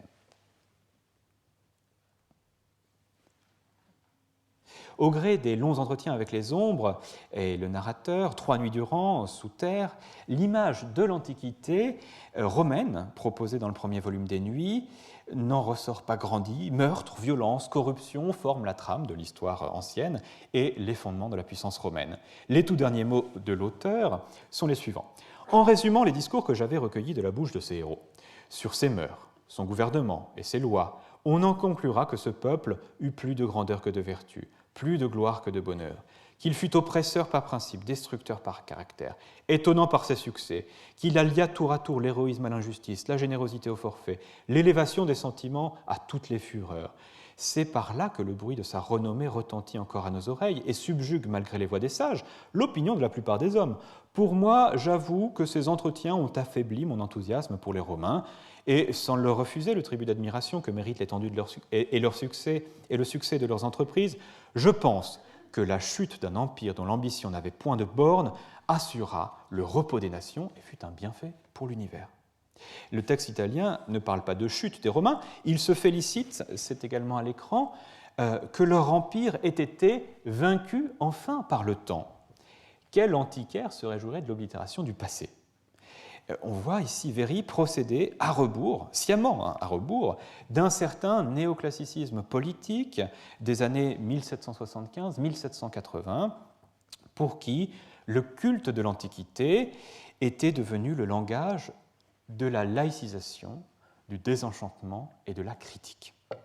Il faut bien avoir à l'esprit que dans le climat d'insatisfaction politique, de crise économique et financière, d'instabilité sociale, qui était celui des États pontificaux depuis le milieu du XVIIIe siècle, et de Rome en particulier, où famine et émeute étaient monnaie courante, eh bien, l'image positive, voire épurée, de la Rome républicaine, vertueuse, frugale, servait de mise en garde adressée à la curie contre les dérives somptuaires. On explorait les politiques agricoles, économiques de l'État romain pour justement mettre l'accent sur les réformes qu'il était nécessaire de mener à leur terme dans le monde présent à Rome. Et Francesco Milizia est un exemple de cet usage politique et critique du néoclassicisme. Mais rien de tel, bien entendu, chez Véry. Et le second volume de son roman, qui s'intitule « Les nuits romaines sur les ruines de la magnificence antique », paru en 1804, va au contraire accentuer encore ce renversement dont nous parlions. La catabase, la descente au tombeau, s'inverse en anabase, en remontée. Le narrateur, dans ce second tome, va mener les ombres hors de leurs catacombes pour leur faire visiter Rome en son état moderne. Et donc, la promenade va s'effectuer au clair de lune, de nuit, sous la houlette de ce visiteur qui s'est transformé désormais en Cicérone, dans un décor apaisé, silencieux, déserté de ses habitants, règne la minéralité des ruines. La masse du Colisée se détache, les traits sont rehaussés d'un clair-obscur qui présente une filiation avec le genre de la ruine en peinture de Panini à Hubert Robert. J'en cite un extrait. La lune, en répandant du haut des cieux sa clarté sur l'édifice, semblait en agrandir l'enceinte, tandis que les cavités des arcs et des voûtes, à demi ruinées, restaient plongées dans d'épaisses ténèbres. Les masses extérieures resplendissaient, frappées des rayons de l'astre, formant un contraste étonnant avec l'obscurité. Un vent léger agitait à peine les feuilles des arbustes et des lierres qui tapissaient les crevasses des murs. La déambulation nocturne devant les vestiges anciens, ici l'amphithéâtre Flavien, un peu plus loin le Panthéon, le cirque Maximus, le théâtre de Marcellus, se poursuit, les monuments se succèdent, mais dans le roman, le narrateur et les ombres sont en vérité assez peu enclins à s'abandonner à la poésie des ruines dont Diderot avait défini la teneur dans son salon de 1767. Les vestiges dévastés, et on s'en rend compte à la lecture de ces diverses citations que je vous propose, suscitent d'abord et avant tout l'indignation des ombres. Cicéron, je cite, me demanda par quelle fatalité ce magnifique théâtre était remplacé par un bâtiment ignoble dans lequel on apercevait encore des arceaux sur des colonnes de marbre, des portiques spacieux changés en boutiques et en tavernes. Et lorsque les ombres ensuite se plaignent de ne pas retrouver trace des jardins de Lucullus sur les pentes du Pincio, le narrateur s'échauffe, le rapport d'autorité s'est inversé. Et il les invite plutôt, je cite, à applaudir la destruction de ces monuments d'un luxe scandaleux ou sur le déclin de sa gloire obscurcie, le vainqueur de Mithridate et de Tigrane vint déshonorer sa vieillesse par les dissipations d'une vie oisive et dissolue. Le nocturne archéologique s'est transformé, il est devenu une sorte de nocturne allégorique. La nuit, l'oubli, l'arasement finissent par apparaître comme le seul destin possible et le seul destin souhaitable de cet empire de pierre. Le processus antiquaire d'exhumation du passé se renverse en un désir d'annulation des vestiges érodés. Pourquoi ne détruisez-vous pas toutes ces traces de ces édifices, demande même une ombre désolée au narrateur. Donc on l'aura compris, la démythification de la Rome païenne est le corollaire de l'exaltation de la Rome apostolique moderne. Et notre Cicérone va présenter aux ombres, au terme de leur parcours, une nouvelle Rome, une Rome dont la puissance ne s'incarne pas dans ces seuls édifices. Le point d'aboutissement de ce cheminement touristique est atteint au cours de la 6e et dernière nuit du second volume. Il s'agit de la basilique Saint-Pierre, qui se dresse sous leurs yeux dans sa verticalité majestueuse, et qui suscite l'émerveillement et la stupeur des ombres. L'ouvrage se clôt sur une apologie de, je cite, la flamme céleste de la religion et du pontificat romain, dont la magnificence, qui est une magnificence immatériel, est épargné par les outrages du temps. Je cite le texte. C'est Cicéron qui prononce cette apologie finale. Tous les caractères de cette domination sont si différents de ce que l'on observe habituellement que j'en suis frappé de stupeur, et je ne te cache pas y déceler une fragrance divine. J'exulte donc en voyant fleurir cette patrie éternelle, instrument perpétuel de la providence céleste, choisi pour accomplir les plus hautes actions sur terre. Les regards sont inversés. On a pu définir la relation de la culture néoclassique à l'Antiquité comme une sublimation funéraire, monumentale de l'objet perdu. Or ici, ce n'est pas le cas. Ce n'est plus l'archéologue ou l'historien contemporain qui scrute l'Antiquité pour la restaurer, c'est l'Antiquité ressuscitée qui vient s'incliner devant la grandeur de la Rome apostolique, qui en est la continuation et le dépassement. Le rêve néoclassique est donc en quelque sorte porté à son terme, celui d'une Antiquité enfin conquise, à tous les sens du terme, et qui peut désormais s'effacer, devenue inutile. Je cite le texte. « Soudain tout disparut, et je restai seul, cherchant en vain sous la voûte étoilée quelques légères traces des ombres. » Les historiens de l'art ont souvent indiqué l'Empire comme phase conclusive de l'art néoclassique, c'est-à-dire ce moment où il est institué en art officiel, proche de l'académisme, précisément parce qu'il est adapté à la célébration, si ce n'est à la sublimation, du pouvoir politique, et aussi parce qu'il est propre, au lendemain de la Révolution, à l'expression d'un désir d'ordre, de retour à l'ordre. On retrouve cet usage chez Véry, mais dans le cadre d'une célébration de l'Église et non de l'Empire. Et en cela, les nuits romaines ont quelque chose d'assez paradoxal. 1804, date de parution du second volume, eh bien, c'est l'année de l'auto-investiture de Napoléon en empereur des Français, à Notre-Dame, en présence de Pie VII, qui s'y était rendu contre l'avis de la Curie. Il avait été impossible, 2 ans plus tôt au pape, de s'opposer à la proclamation des accords unilatéraux, des articles organiques du Concordat, qui le privaient d'une grande partie de ses prérogatives face à l'État français. Ces concessions, qui étaient des aveux de faiblesse politique, avaient été suivies en 1809 d'une autre humiliation, l'enlèvement de Pie VII, et sa captivité au terme d'une dégradation continue des relations entre le Saint-Siège et l'Empire. Donc, célébrer en 1804 la grandeur historique de l'Église, c'est un tempestif, c'est anachronique, c'est en tout cas le signe d'un refus de voir l'histoire du monde présent. Pourtant, très curieusement, ce choix du nocturne qui conduit l'auteur à éclipser complètement de sa trame narrative la cité présente, la cité vivante, la cité aussi malmenée par la fortune du siècle, finit par doter l'ouvrage d'une portée visionnaire, d'une portée anticipatrice. Les Nuits romaines préfigurent déjà la reconquête culturelle de la restauration catholique, de cette Rome rechristianisée qui allait pouvoir à nouveau affirmer son primat universaliste en se vantant de n'avoir pas besoin de s'adapter aux transformations du temps. Ce nocturne, en quelque sorte, était clairvoyant. Concluons. Dans un article intitulé « La chute du jour », Michel Delon invite ceux qui s'attachent à définir les courants artistiques et littéraires au tournant des XVIIIe et XIXe siècles, question extrêmement épineuse, à ne pas se satisfaire d'un contraste caricatural entre un classicisme épris d'ordre et de raison et un romantisme nocturne et lunaire. Chaque époque, je trouve cette formule admirable, chaque époque négocie un équilibre entre la clarté et l'ombre. Celle de Diderot rêve tout à la fois de bouleversements et de ressourcements, de gestations obscures et de régénération aurorale.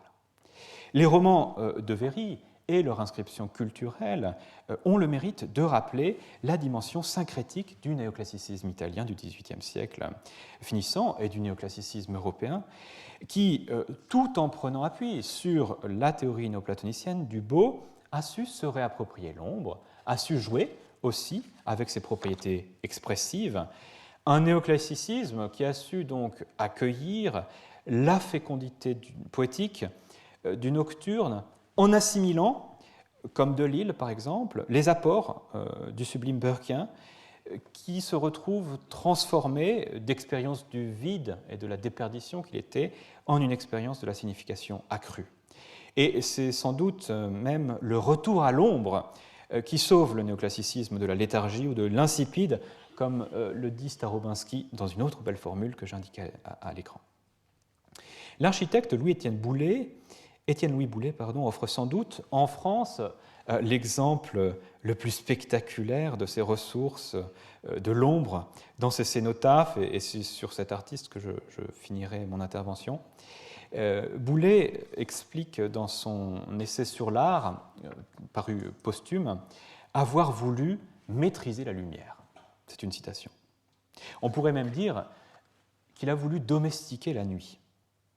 Dans son esquisse du tombeau pour Newton, qui est certainement son projet le plus connu de ce qu'il nomme l'architecture des ombres, il combine les grands principes de l'architecture néoclassique, c'est-à-dire le dépouillement, la fonctionnalité, la régularité géométrique, avec le jeu des ténèbres et de la lumière. Le cénotaphe est placé au centre d'une grande sphère creuse, pourvue pour toute décoration d'une lampe sépulcrale qui éclaire la tombe de l'astronome. Et dans un texte posthume, il décrit ainsi son bâtiment, la citation figure à l'écran.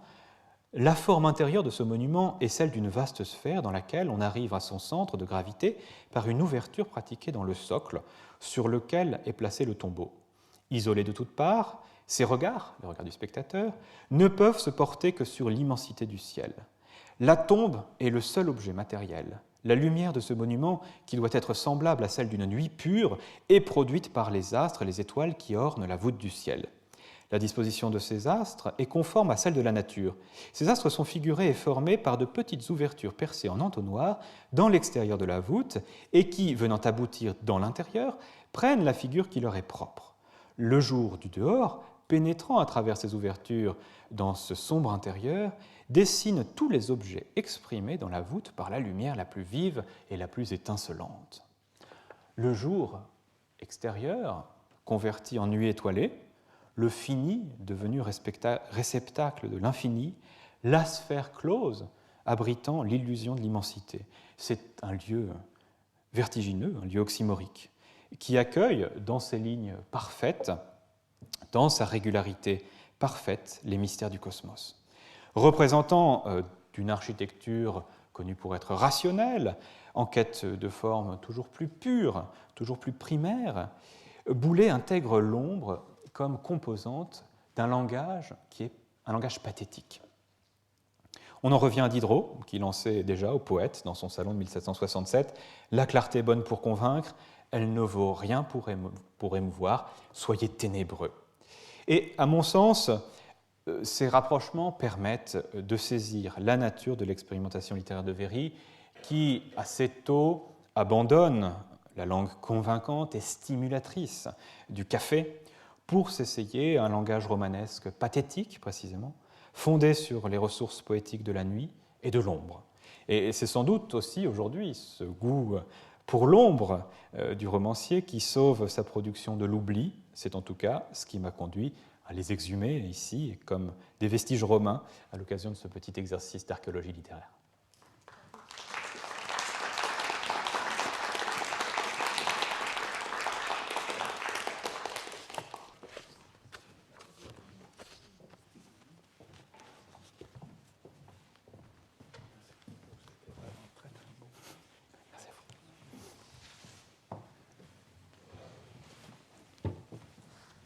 Je remercie très vivement Pierre Musitelli pour ce parcours si élégant, si subtil, si vrai au point de vue historique, qui nous a permis de faire avancer notre séminaire vers sa conclusion, l'envers du visible, précisément. Vous avez cité Max Milner, qui n'est pas l'invisible. Il est question justement des royaumes de l'ombre, et nous avons vu, grâce à vous, ce moment de passage fondamental à Rome, notamment avec la découverte des catacombes. Ce n'est pas seulement un lieu de ruine, mais, disons-le, avec Chateaubriand, un lieu de martyrs. Et là, justement, c'est la première question que je voulais vous poser. Est-ce que, à votre avis, vous avez tracé cette espèce de passage soudain dans les nuits romaines de Verri entre la contemplation classique des ruines, disons la Piranèse, ou de Piranèse à Hubert-Robert, avec une nouvelle conception, grâce aux catacombes, d'un moment qui serait pas un moment purement de contemplation de la mort des ruines, mais aussi des martyrs, c'est-à-dire de ces héros au nom desquels Léoparde, qui n'était pas pourtant croyant, notait son journal avec les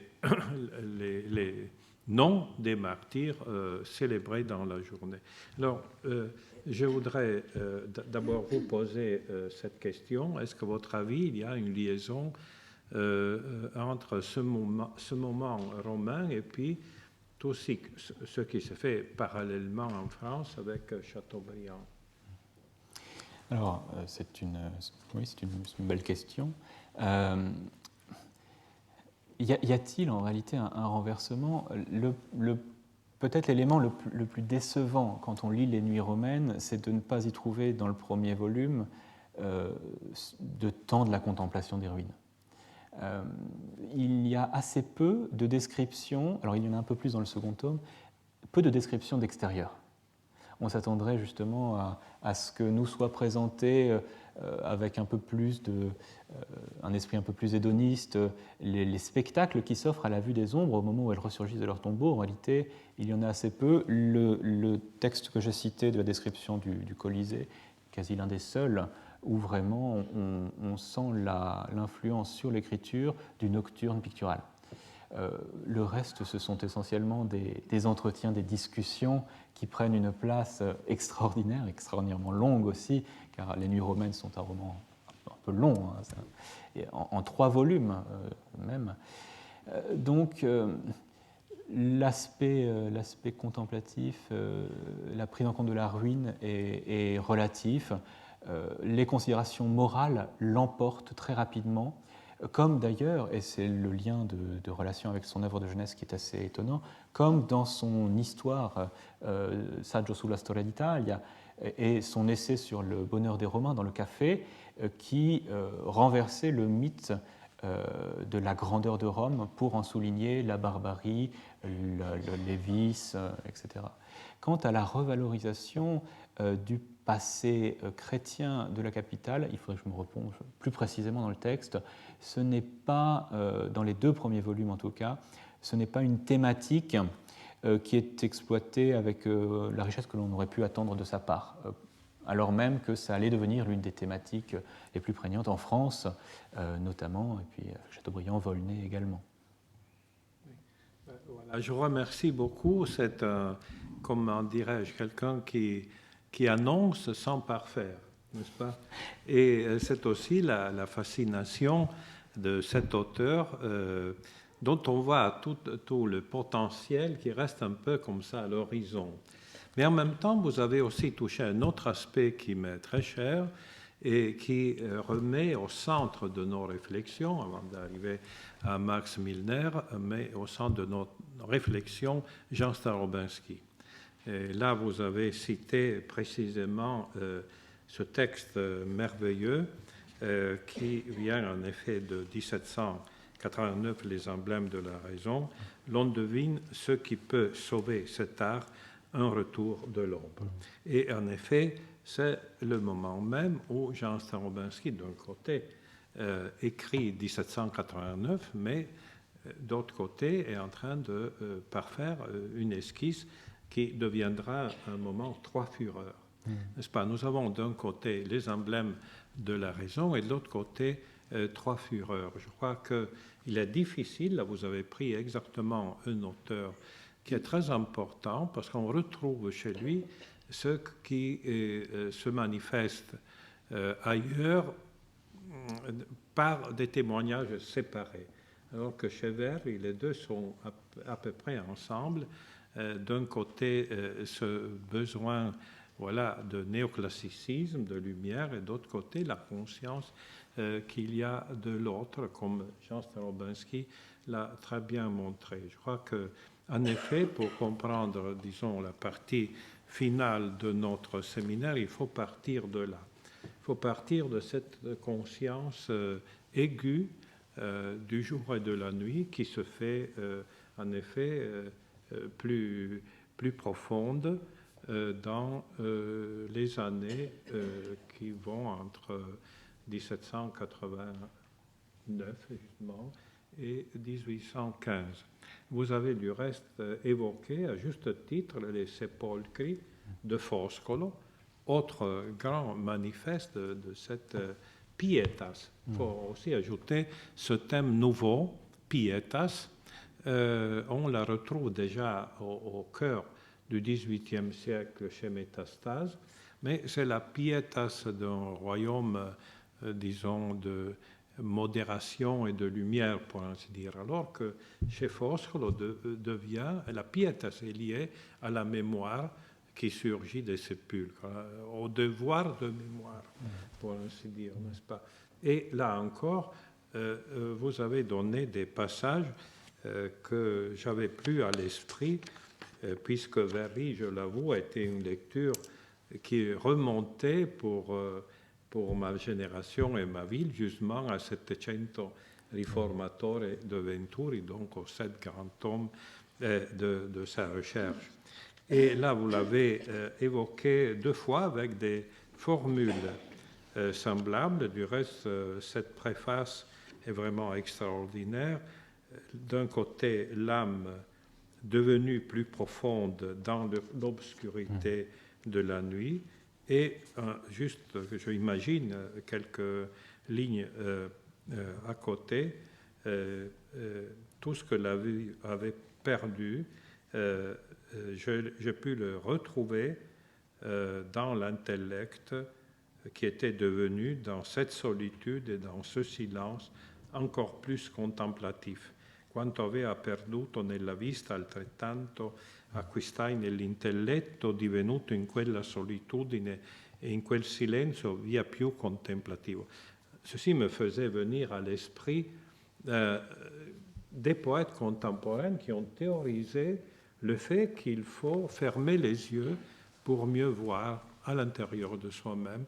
Je pense notamment à Fosfeni de Zanzotto et à d'autres encore, cette espèce de nécessité de ne plus voir pour mieux voir à l'intérieur de nous-mêmes. Donc là aussi, il y a toute une piste très très importante que vous avez ouverte, et là c'était justement pour vous remercier ultérieurement. Une question, puis je laisse évidemment la parole à ceux qui sont présents. Encore une question qui m'a fasciné en vous écoutant. Est-ce que dans votre lecture, vous êtes désormais le plus compétent quant à Alessandro Verri? Vous avez eu du reste du courage à consacrer votre travail sur Alessandro, alors que tout le monde, et moi-même je le fais en le citant, s'occupe de Pietro Verri. Alors la question est la suivante. Est-ce que dans votre travail, avez-vous trouvé des liaisons ou des évocations d'un autre qui a travaillé la nuit, c'est-à-dire Piranèse?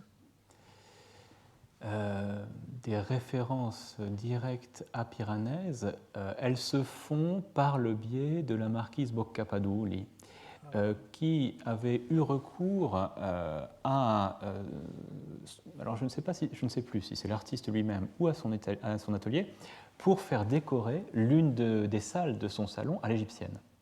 Piranèse était aussi connu pour avoir remis au goût du jour l'archéologie égyptienne, et donc c'est par le biais de cette dame mariée, mais qui a été sa compagne et sa protectrice durant tout son séjour romain, que Verri est entré en contact avec ce monde fourmillant des artistes de Rome, dont Piranèse, mais la correspondance n'est... Le problème du carteggio qui nous sert, quand on reconstitue la biographie de l'auteur, de source documentaire primaire. Le carteggio, souvent, traite peu ou traite rapidement des questions liées à l'art, parce qu'il y avait un profonde mésentente entre Pietro, qui intéressait les questions de politique, de gouvernement, et Alessandro, qui lui s'était déporté assez vivement du côté des arts.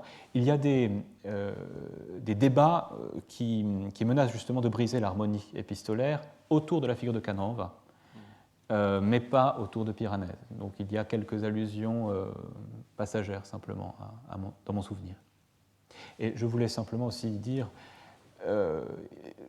il y a une très belle... Le travail sur Pietro Verri est déjà en grande partie fait. C'est vrai qu'il a attiré beaucoup l'intérêt des studiosi italiens. Il y a une magnifique biographie de Pietro Verri par Carlo Capra de Milan qui s'intitule I progressi della ragione, les progrès de la raison, qui est cette phrase emblème. Et c'est précisément pour m'opposer à ces progrès de la raison, pour proposer le pendant que j'ai souhaité travailler sur le frère obscur. Je vous remercie beaucoup parce que là, vous ouvrez une piste importante. C'est seulement quand on prend l'autre chemin que le chemin creusé devient mieux visible. Et ce que je souhaiterais de votre part, parce qu'on a complètement oublié cette tradition de Rome, je me félicite vivement, c'est qu'on peut, à mon avis, rien comprendre de Gioacchino Belli, 50 ans plus tard, si on n'a pas à l'esprit cette Rome qui surgit de Alessandro Verri. Je me rappelle, c'est un peu un parallèle, donc ça vaut comme tous les parallèles, c'est-à-dire il peut avoir un peu une importance rhétorique, comme les vies parallèles de Plutarque. Mais finalement, on a la même impression de silence, mais silence fécond, avec la fin de la République de Venise, dans les mêmes années. Et je me rappelle, on avait monté il y a une vingtaine d'années un colloque à la Fondation Gini, Venise après Venise, c'est-à-dire quelle a été la destinée, le mythe de Venise après la fin de Venise. Et eh bien, on a découvert qu'en réalité, Venise est livrée au monde entier, puisqu'elle n'est plus un État, c'est devenu simplement le symbole d'un gratuit qui est légué aux générations présentes et futures. On pourrait peut-être dire la même chose de Rome, à partir de ce que vous avez fait à propos de Alessandro Verri, mais ce qui se fera avec la fin de disons, le royaume temporel des papes.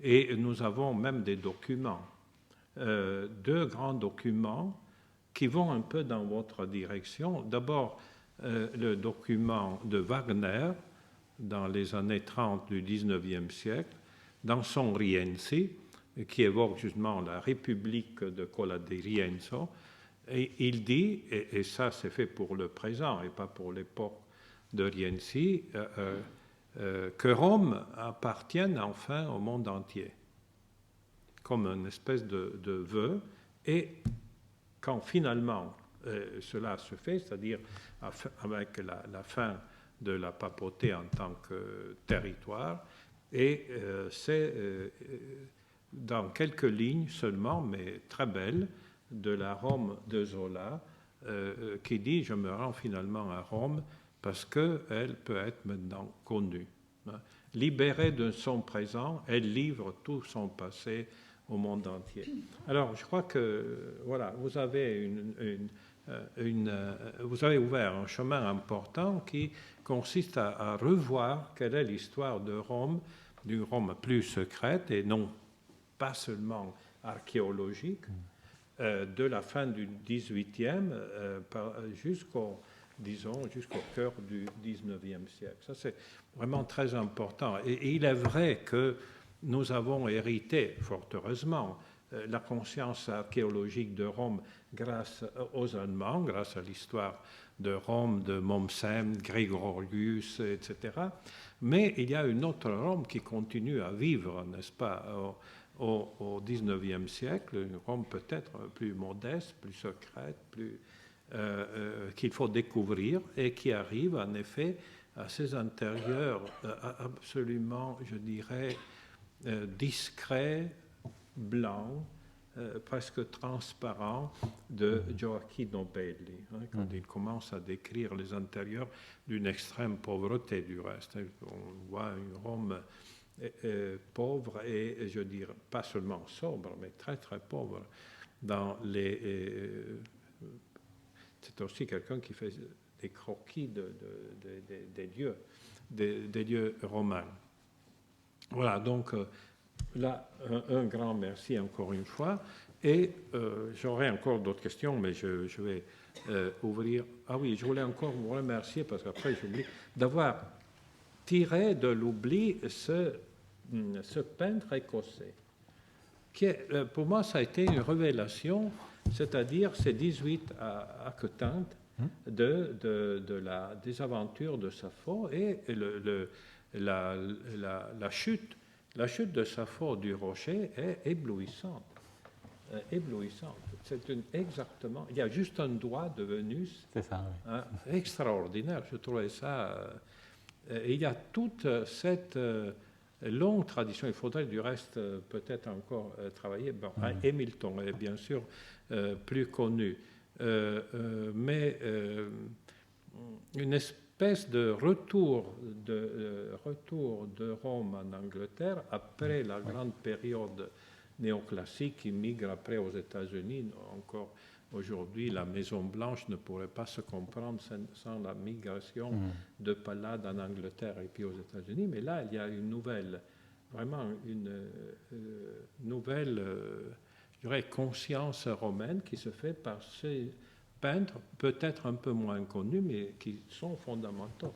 La liaison que vous avez faite, est-ce que vous avez travaillé un peu ce dossier de ce peintre écossais?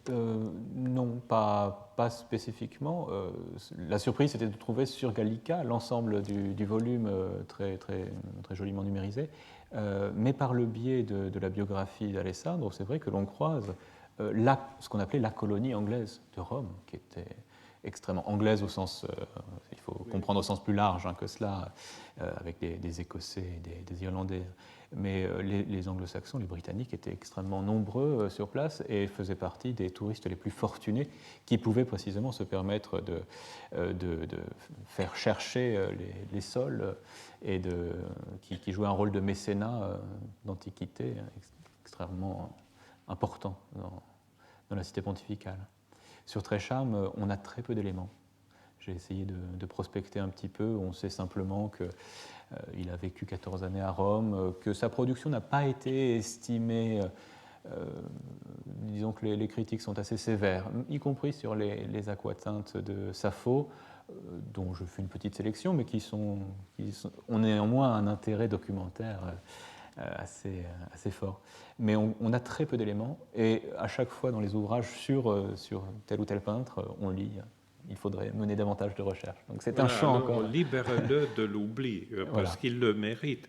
Mais toute cette colonie anglaise à Rome, on a une espèce, je ne sais pas pourquoi, d'oubli. Alors quand Flaxman rentre en Angleterre, et il fait des dessins magnifiques pour illustrer la Divine Comédie, et en bas, il met le verset, et tout le monde est étonné du fait qu'il met le verset en italien, alors qu'il y avait peut-être déjà la traduction de Longfellow.